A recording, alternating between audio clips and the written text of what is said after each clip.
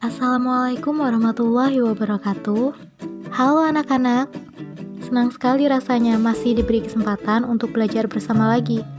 Walaupun belum bisa tatap muka sampai sekarang, tetapi belajar di rumah harus tetap produktif ya. Untuk itu, saya berikan video pembelajaran agar kalian tetap dapat belajar dari rumah dan mudah untuk memahami materi yang kita pelajari. Sebelum kalian menyimak video pembelajaran ini, alangkah baiknya kalian tetap berdoa menurut kepercayaan masing-masing agar ilmu yang telah kalian dapatkan dapat bermanfaat untuk diri sendiri, untuk masa sekarang maupun yang akan datang. Dan jangan lupa untuk kalian tetap menyiapkan buku catatan dan alat tulis agar kalian dapat mencatat poin-poin penting dari video pembelajaran yang akan kalian simak ini. Selamat menyimak! Oke, untuk video pembelajaran kali ini, materi yang akan saya bahas yaitu tentang jenis dan kantor bank.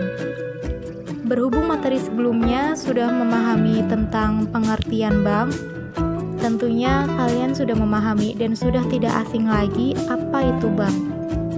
Mungkin juga banyak dari kalian yang sering sekali keluar masuk bank untuk bertransaksi, atau mungkin hanya sekedar menemani orang tua untuk melakukan transaksi di bank.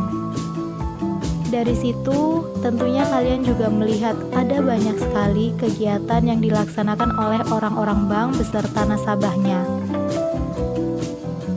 Namun, apa kalian sudah memahami bahwa bank sebenarnya ada banyak jenisnya? Ada beberapa jenis bank beserta kantornya.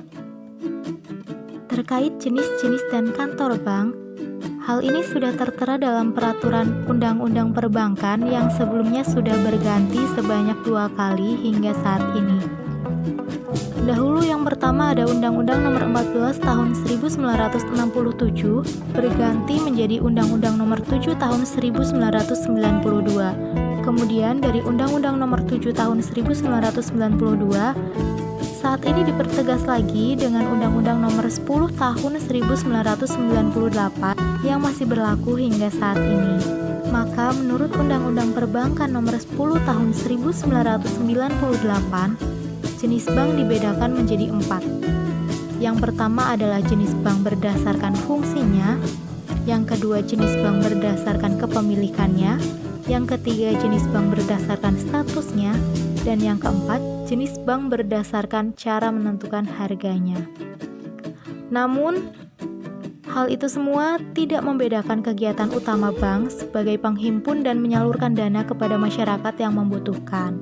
Maka secara garis besar, inti kegiatan bank tetaplah sama, yaitu untuk menghimpun dan menyalurkan dana.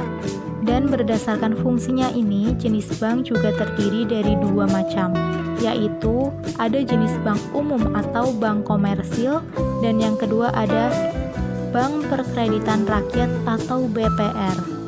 Yang pertama ada bank umum atau bank komersil, ialah bank untuk menghimpun dana dari masyarakat dalam berbagai bentuk dan menyalurkannya kembali kepada masyarakat yang membutuhkan. Dalam kegiatan bank umum ini, ada banyak pelayanan yang disediakan untuk nasabahnya, mulai dari menghimpun dana sebagai tabungan simpan pinjam nasabah hingga melayani dalam lalu lintas pembayaran. Dan yang kedua ada BPR. BPR atau Bank Perkreditan Rakyat sifatnya hampir sama seperti bank umum, hanya saja BPR hanya menghimpun dana dan menyalurkan dana kepada masyarakat yang membutuhkan, namun tidak untuk melayani dalam lalu lintas pembayaran.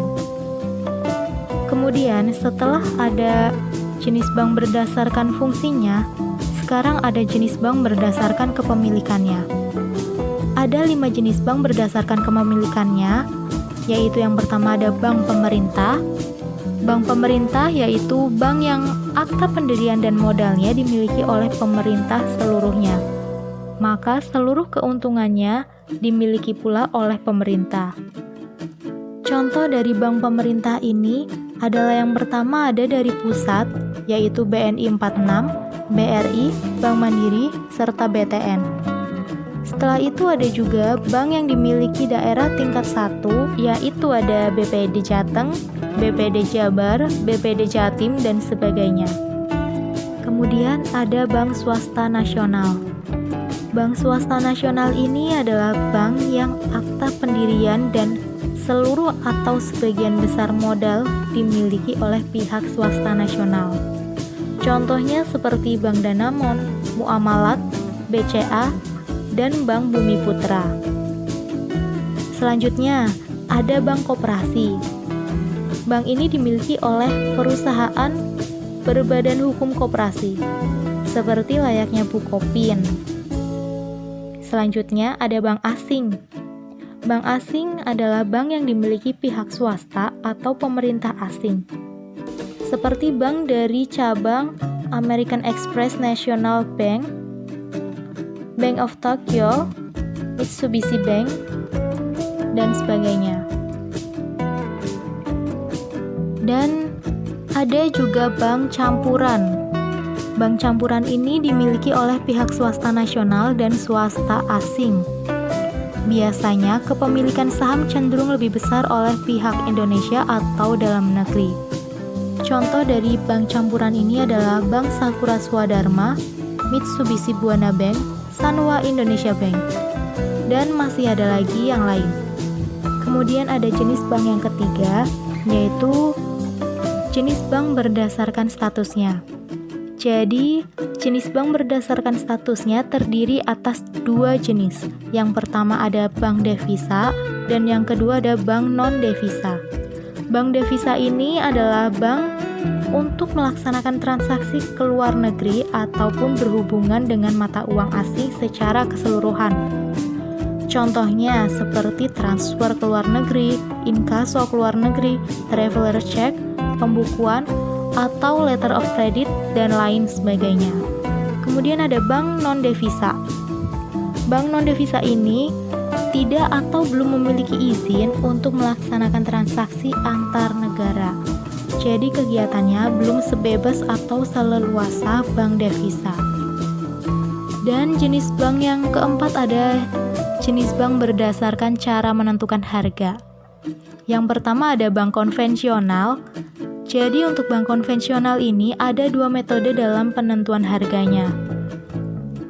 Keduanya itu adalah spread based, yang artinya dengan menetapkan bunga sebagai harga baik untuk giro, tabungan maupun deposito serta kredit. Kemudian metode selanjutnya adalah free based, yaitu menetapkan jaminan atau prosentase tertentu dalam pelayanan simpanan atau pinjaman. Kemudian yang kedua ada bank syariah. Bank syariah ini juga terdiri atas dua jenis, yaitu bank umum syariah dan bank pembiayaan rakyat syariah. Sama seperti BPR, hanya dijalankan menurut syariat Islam. Bank pembiayaan rakyat syariah ini sama seperti BPR, hanya saja kegiatannya dilaksanakan menurut syariat Islam. Dan bank syariah ini memiliki 6 prinsip yang wajib dilaksanakan para pengelolanya.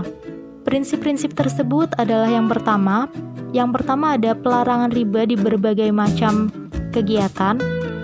Yang kedua, tidak menggunakan konsep waktu dan uang. Yang ketiga, konsep uang hanya sebagai alat ukur, bukan komoditas. Yang keempat, dilarang melakukan kegiatan yang sifatnya spekulatif. Yang kelima, dilarang menggunakan dua harga pada satu barang. Yang keenam, dilarang melakukan dua transaksi dalam satu akad.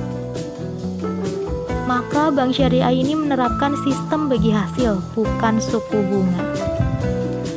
Itu tadi ada jenis-jenis bank yang kalian bisa pahami.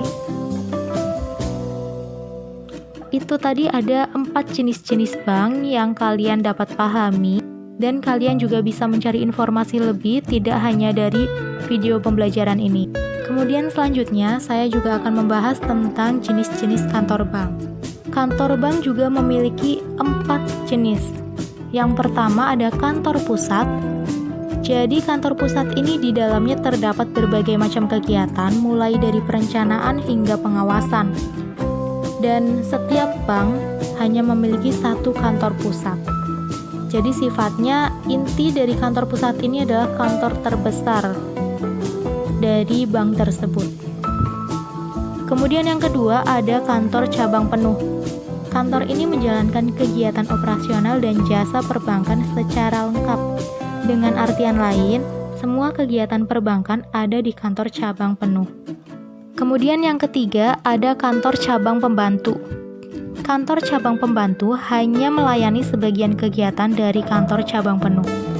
Kantor cabang pembantu dapat menjadi kantor cabang penuh ketika sudah memenuhi kriteria sebagai kantor cabang penuh. Dan yang terakhir ada kantor kas. Kantor kas ini hanya melayani sebagian kecil kegiatan perbankan, yang di dalamnya biasanya hanya terdapat teller atau kasir, juga customer service sebagai pelayanan kepada nasabahnya.